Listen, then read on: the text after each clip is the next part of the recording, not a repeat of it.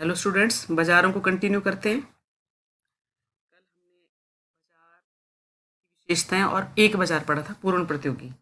आपको इकट्ठा इसलिए नहीं पढ़ाया कि सबकी विशेषताओं को आप मिक्स ना कर दो। आज का बाजार एक अधिकार शब्द से ही क्लियर होता है। एक अधिकार, एक व्यक्ति का उस वस्तु के उत्पादन में पूरा पूरा अधिकार होता है। केवल एक विक्रेता, और जो पूर्ति करता है वो बाजार में, उसका पूरा पूरा नियंत्रण एक फर्म के पास होता है। एक विशेष प्रकार की वस्तु बनाता है वो बाजार, और उस जैसी वस्तु कोई और नहीं बना सकता, मतलब उसका कोई निकटतम प्रतिस्थापन नहीं होता। जैसे हमारे राज्य सरकार के पास जो बिजली बोर्ड है, उसी को ही बिजली बेचने का अधिकार है और फर्म में प्रवेश नहीं कर सकती। तो ये सारी बातें हमने अपनी डेफिनेशन में शामिल करनी है और उसकी विशेषताएं उसी डेफिनेशन में शामिल है। देखो, एक विक्रेता, बड़ी संख्या में क्रेता। जब उत्पादित करने वाला व्यक्ति एक है तो विक्रेता एक ही, वो एक फर्म हो सकती है या फिर समूह हो सकता है फर्मों का। तो उद्योग और फर्म का अंतर खत्म।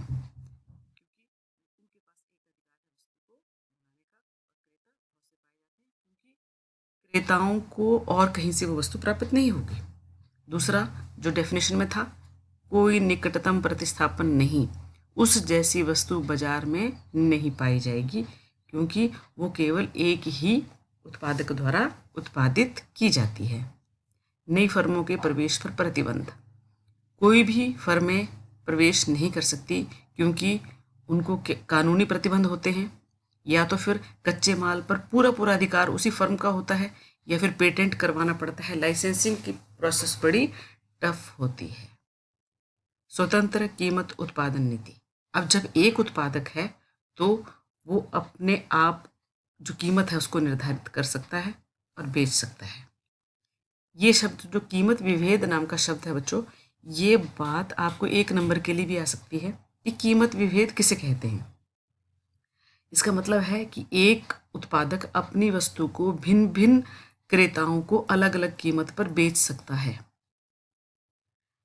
वो या फिर एरिया वाइज अलग कर सकता है, या फिर स्थितियों के तरह भी वो अलग अलग कीमत लगा सकता है। आप ये वाला एग्जाम्पल ना लिख के अगर बिजली वाला ही लिखें, आप जानते हो कि जो कमर्शियल बिजली है उसमें ज़्यादा रेट लगते हैं, और जो डोमेस्टिक होती है, घरेलू आपके मीटर होते हैं, उसमें रेंट कम आता है, और जो शॉप्स होती हैं कमर्शियल पर्पज़ के लिए यूज़ करते हैं, इंडस्ट्रीज़ में यूज़ करते हैं, उसमें ज़्यादा बिल आता है। तो एक उत्पादक अपनी वस्तु को अलग अलग कीमतों पर बेच सकता है। और एकाधिकार बाजार का जब हमने आगम वाला चैप्टर पढ़ा था तो आपने देखा था कि AR MR के वक्र किस प्रकार बने थे। ऊपर से नीचे ऋणात्मक ढलान वाले बने थे, और ये ज़्यादा लोच लिए हुए नहीं थे। मतलब कोई भी एक अधिकारी वस्तु, जो बेचने वाला वस्तु है, वो अगर उसको बहुत कम कीमत करता है तो फिर ज़्यादा बेच सकता है, और अधिक कीमत पर वो ज़्यादा नहीं बेच सकता, क्योंकि ये नियम है ना कि अगर कीमत ज़्यादा होगी तो वस्तु ज़्यादा नहीं बिकती। ये हो गया आपका एकाधिकार वाला। जो लास्ट वाला आपका बाजार है वो है एकाधिकारी प्रतियोगी बाजार। आपने डिफरेंस देखना है, पहला पूर्ण प्रतियोगिता, दूसरा एकाधिकार, और तीसरा एकाधिकारी प्रतियोगी। मोनोप्लास्टिक भी है लेकिन कम्पिटिटिव भी है। ये बाजार बच्चों वो बाजार होता है जिसमें बहुत सारे क्रेता और बहुत सारे विक्रेता। अब आप कहेंगे ये वाली विशेषता तो पूर्ण प्रतियोगी बाजार की भी थी, लेकिन इसमें क्या अंतर है। एकाधिकार प्रतियोगी बाजार में क्रेता और विक्रेताओं की संख्या बहुत होती है, अधिक मात्रा में होती है, लेकिन हर विक्रेता की वस्तु दूसरे विक्रेता की वस्तु से किसी न किसी रूप में भिन्न होती है।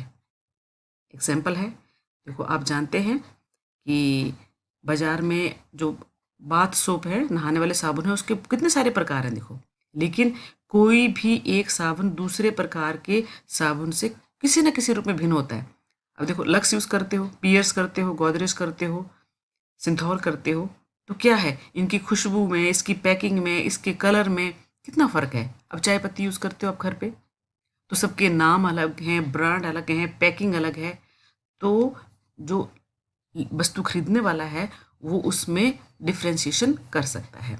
तो एकाधिकार बाजार वो वाली स्थिति हो, एकाधिकार प्रतियोगी बाजार वो स्थिति है जिसमें जो बिक्री करने वाले विक्रेताओं का समूह है वो छोटा छोटा होता है और वो बिल्कुल प्रतिस्थापन वस्तुएं बेचते हैं, एक दूसरे से थोड़ी थोड़ी भिन्नता लिए हुए वस्तुएं बेचते हैं और क्रेता के पास पूरे ऑप्शंस होते हैं कि वो एक वस्तु को छोड़कर दूसरी वस्तु खरीद सकते हैं।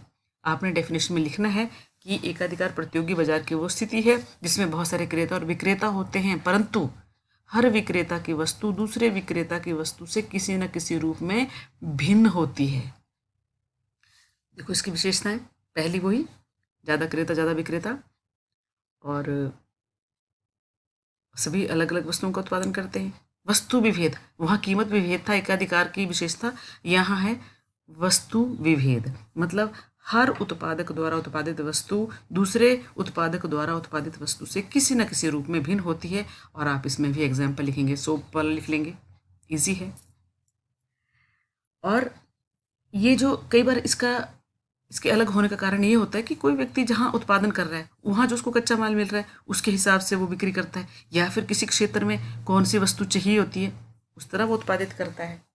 एक अलग विशेषता एकाधिकार प्रतियोगी बाजार की जो अवश्य लिखनी है वो है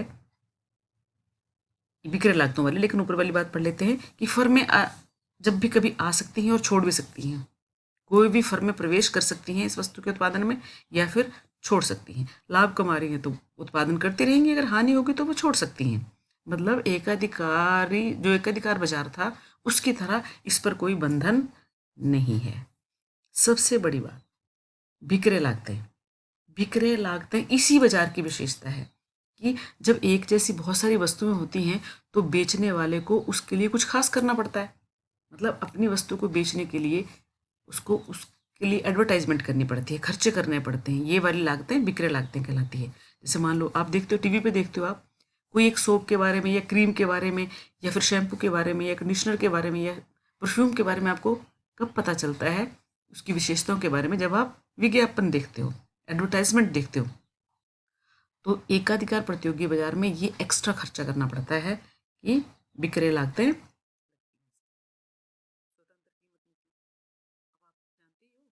अलग अलग उत्पादक अपनी वस्तु को अलग अलग कीमत पर बेचता है ताकि वो अपने ग्राहकों को आकर्षित कर सके। अपूर्ण ज्ञान, अब जब हर व्यक्ति अपनी वस्तु को बेचने के लिए वो कर रहा है, एडवर्टाइजमेंट कर रहा है, तो क्या पता चलेगा कि कौन सी वस्तु कैसी है? और जो उपभोक्ता है उसको कम ज्ञान होता है। ये वाली विशेषता भी एक अधिकारी प्रतियोगी बाजार की है कि जब व्यक्ति अपनी वस्तु को बेचेगा तो वस्तु की कीमत में परिवर्तन ना करके और कई तरीके अपनाता है अपनी वस्तु को बेचने के। चलो यहाँ नहीं लिखा है, आपकी बीके वाली बुक में वो लिखा है कि अगर जैसे चाय पत्ती बहुत सारे टाइप की है तो विक्रेता या कंपनी वाले क्या करते हैं, अपनी चीज़ ज़्यादा बिके तो वो एक्स्ट्रा चीज़ें देते हैं कि एक चाय पत्ती के पैकेट के साथ एक कप फ्री, एक चम्मच फ्री। आप ही देखते हो जब आप एक छोटी सी चीज़ लेते हो, च्युइंगम लेते हो या आपकी जो छोटी छोटी चीज़ें आती हैं उसके साथ एक स्टिकर फ्री दिया होता है, तो वो अपनी चीज़ों को बेचने के लिए वो ऐसा करते हैं। या कई बार वो अपनी चीज़ बेचते हैं तो कहते हैं कि 1 साल की गारंटी है या वारंटी है। तो ये अट्रैक्ट करने की चीज़ें होती हैं जो एकाधिकार प्रतियोगी बाजार में अपनी वस्तुओं को बेचने के लिए उत्पादक करते हैं।